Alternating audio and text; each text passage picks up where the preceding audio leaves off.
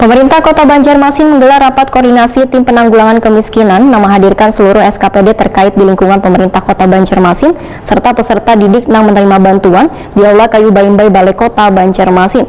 Pelaksanaan rakor ini sebagai upaya penanggulangan kemiskinan di Banjarmasin yang terdampak pandemi COVID-19. Pemirsa, berikut untuk kabar selengkapnya.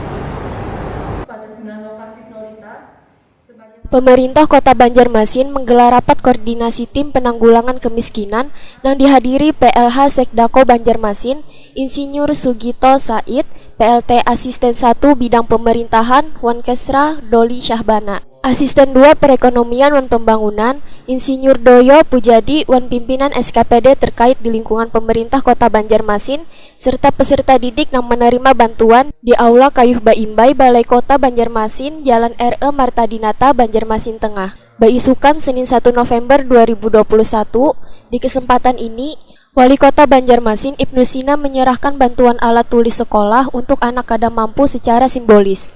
Wali Kota Banjarmasin Ibnu Sina menyatakan pelaksanaan rakor ini sebagai upaya penanggulangan kemiskinan di Banjarmasin yang terdampak pandemi COVID-19.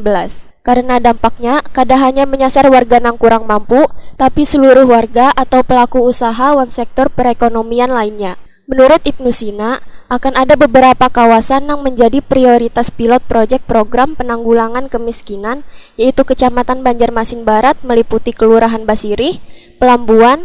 Untuk Kecamatan Banjarmasin Selatan meliputi Kelurahan Murung Raya, Tanjung Pagar, Wan Mantuil.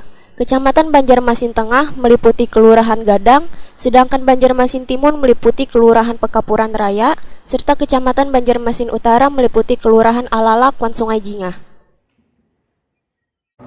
Langsung di mata lukanya, mudah-mudahan bisa cepat sembuh. Oleh karena itu, apa yang kita lakukan hari ini seperti tadi paparan dari Dinas Pendidikan, bantuan alat tulis dari Dinas Pendidikan, untuk sasarannya sekitar 9.000 lebih tadi, berharap betul-betul bisa diserahkan secara tepat sasaran. Apalagi anak-anak yang sedang sekolah online, kami berharap mungkin perlu diinventarisir dampak lain yang menjadi kebutuhan. Apakah memungkinkan program ini juga? Ibnu Sina berharap rapat yang menghadirkan seluruh SKPD terkait ini akan mendapat titik temu menanggulangi kemiskinan di Banjarmasin.